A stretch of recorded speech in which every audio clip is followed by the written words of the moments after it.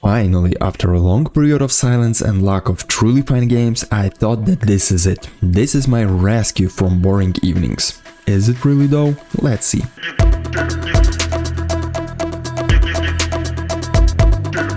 At this point, I guess you've already heard everything about this game and know all about its worlds and gameplay features. Probably you've also seen some gameplay or even a full walkthrough. Well, if that's not enough to decide whether to buy it or not, let me share with you my experience about this game. I was so excited to try this game, so I bought Ultimate Edition right away. And my first impression of the game was mixed. Right from the beginning, I've seen some new story, interesting idea and post-apocalyptic worlds, everything that I like. On the other side, the introduction seemed too long and linear. I was prepared to be disappointed that the game will consist of the same linear levels and the whole gameplay will be focused on just shooting like on the firing range. But it was just the beginning. I purposely didn't look at any gameplay or story videos nor other reviews. I wanted to experience everything by myself. So I did. The first thing I needed to do was to create a character, of course. You know, I don't like those very extended editors where you can spend hours just on the starting point. And with this game, it was just perfect for me. Several options for face styles, voice, marks, colors, and that's it. This will be fully enough for most players. So it took me a minute to create a character and I got this. After introduction is completed, the home, the base in Remnant 2 becomes Ward 13. This is a small area, I can't even tell that it's a city or something like that. It just docks with some containers and one main building. Typical RPG. I like how they implemented storytale elements into the game. It sounds natural, you don't need to guess by yourself or read some documents or books or notes left everywhere just to understand what is going on. At first I was just trying to survive and find a safe place. This had to be Ward 13, but the main quest changed very fast once I got there. And from the prey I've become the hunter. Well, not the hunter, but the handler. So after talking to everyone and before traveling to the first new world, I was told talk to Wallace. And that's the place where I was prompted to select the character archetype. Here is quite a common set. I don't know what about you, but my choice was obvious right away. Of course I chose to have a dog, and yes, I could pet him. Sadly, but this is all I could do from interactions with him. There are no some basic commands, nor he knows how to do any tricks, and there is no option to give him some treats or else like. Right before choosing archetype, there was an option to explore what everyone has for sale in Ward 13. So from the beginning I had a chance to craft a weapon mode, read all properties of other items, consumables and grenades. As usual, there's a standard set of items for the character has from the beginning. At first I noticed that there is a skull-shaped bottle in my inventory. Very simple description, it works as a returned bone in Dark Souls, brings you back to the last checkpoint. But the way how it does this got me off guard. I didn't expect that for sure and was like, duh, really? I won't show it here and recommend you try it yourself. Or if you're very curious, go to the bonus part at the end of this video. Overall, the crafting here is not overwhelming and quite simple. Still, there is one thing that I didn't like at all. With every relic, you can add some relic fragments. They are supposed to be max level 10, but the problem is that you can't upgrade them. The game should give you those during the whole campaign based on your level. But for some reason, the max level of the relic fragment I got at the end of the game was 4 out of 10. And this was only with one fragment. Others were like level 2 and 3, which was useless for me. I don't understand why developers decided to go this way, but I spent some time before I realized this.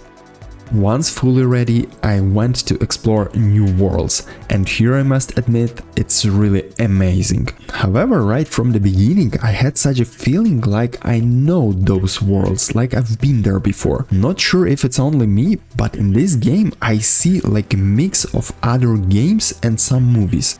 For example, Yaeshna is just like Pandora from Avatar, and there is another world with robots, and there is a room which reminds me of the Matrix, the part where you see massive fields with containers with people inside like batteries. The ears itself, where you start, looks somehow like from Days Gone or Walking Dead. And there is a world where I needed to go through the village, and this part is very much like Bloodborne.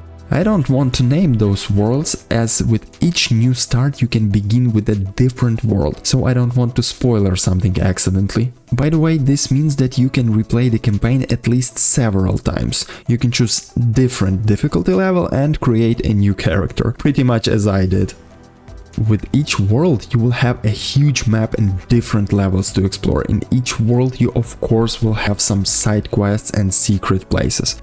It's mostly open world, so feel free to go wherever you want. Also, there are no locations with high level enemies. Personally, I passed most of the game with the starting weapon. Sure, it will be a bit harder to kill mini bosses, but it doesn't cause a lot of trouble. Moreover, you will be able to upgrade any weapons.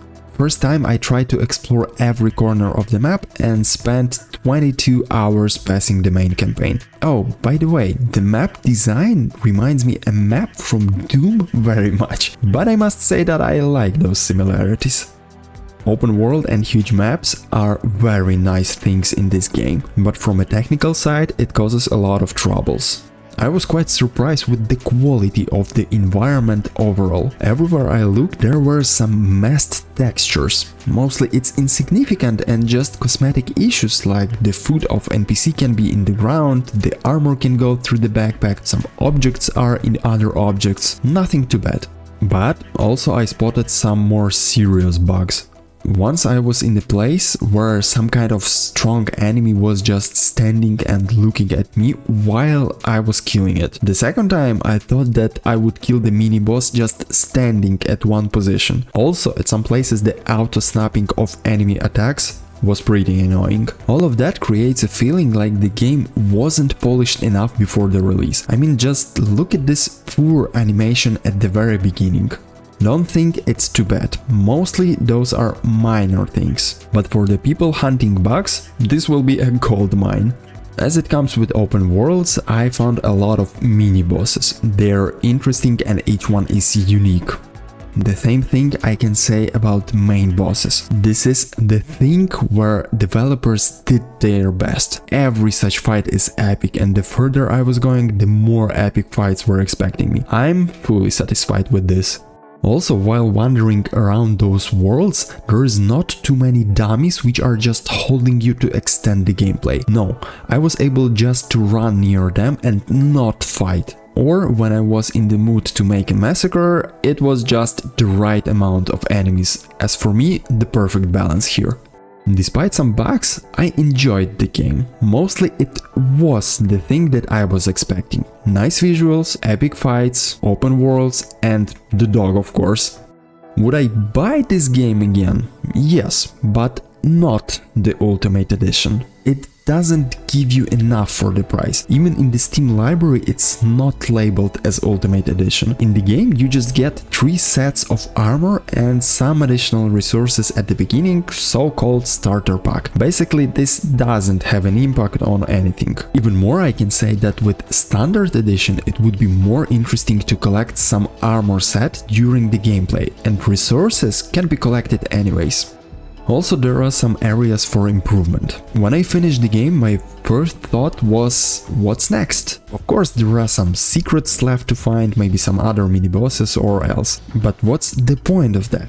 Once you finish the game, you don't have any objectives, you have most of the items and no other reason to play further. So I just started a new game with another character just to see if there will be various endings. After 6 more hours trying different combinations, I got bored. Developers could use some kind of leaderboard at least. Since it's a co-op game, there is a possibility to introduce some global leaderboard or at least regional to create a mission to collect all items or to gather the most resources. Sure, there are achievements, but it's not enough to make this game more replayable. As an option, they could also add some War 13 development, like base building. for example, add some unique traders after you complete some special quest or find something, but no, after few more hours I left the game and didn't even want to come back. And then after a few more weeks I pushed myself to play it again, but spent less than an hour playing. I just had no reason to continue. So it wouldn't be a great loss for me just to look at some walkthrough on YouTube, see about some features, maybe bugs or something like that, instead of buying Ultimate Edition. But it's definitely worth to buy a Standard Edition, and only when there is some sale. Basically, this is all I wanted to say today. Thank you for watching this video, see you next time!